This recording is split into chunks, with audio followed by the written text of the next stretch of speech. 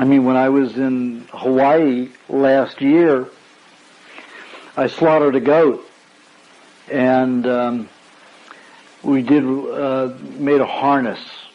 One of the fellows there made a harness for the goat, and we spun it from a tree. Put what is it called? A pulley up there, and then spun this goat around. And then there were several drummers. It was very primal and nice.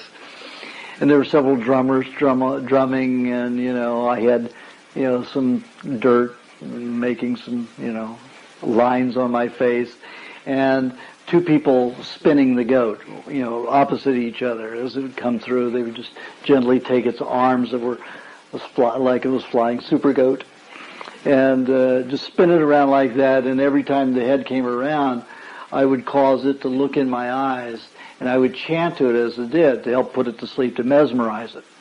So when it went completely to sleep, I took a knife and cut the jugular vein, and it had some big bowls to catch the blood, and we used half milk, half the goat milk, and half the goat blood, in the way the Maasai do.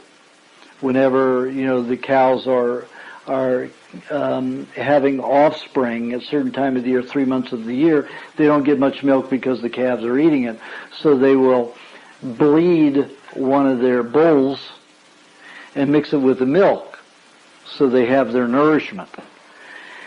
So, for some reason, this was in a Pangaea community, a community called Pangaea, and they're almost all on my diet now. In fact, they all are on the diet.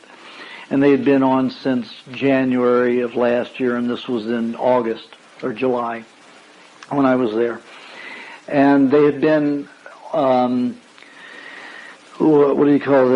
instinctos up till then. They ate meat, but not much, and they always ate what appealed to them, their senses first. So mainly they were 60% fruit.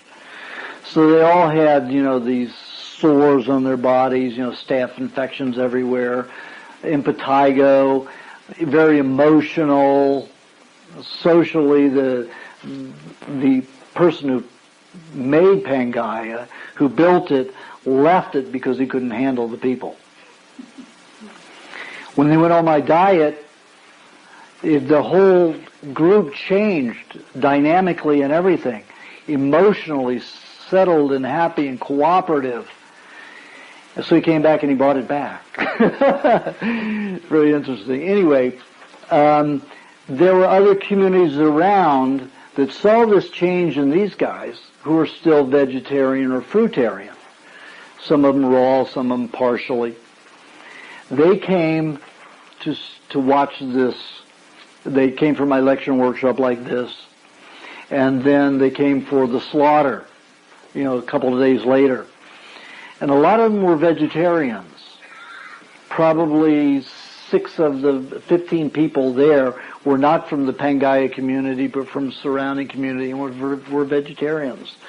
So we mixed the goat milk and the goat blood together and started passing it around for people to drink. So here were these, because it was all primal and social, it was like they were mesmerized into being there, and they were going to partake in this, having the blood and the milk. But you could see their eyes going, and I mean, it was that slow sometimes, just getting ready. You just see the tension, and then one taste of it, you just see their eyes go, and they just start glugging it. We had 2 gallons of it, and it was gone within about 20 minutes. All of it, all 2 gallons. It was like ice cream. I couldn't believe it. They had blood and mixed it with milk before, but it was after it already coagulated. But this, we got to put it in the milk as it was coming out of the goat and mixed in, was just like ice cream. No gamey taste to it, nothing.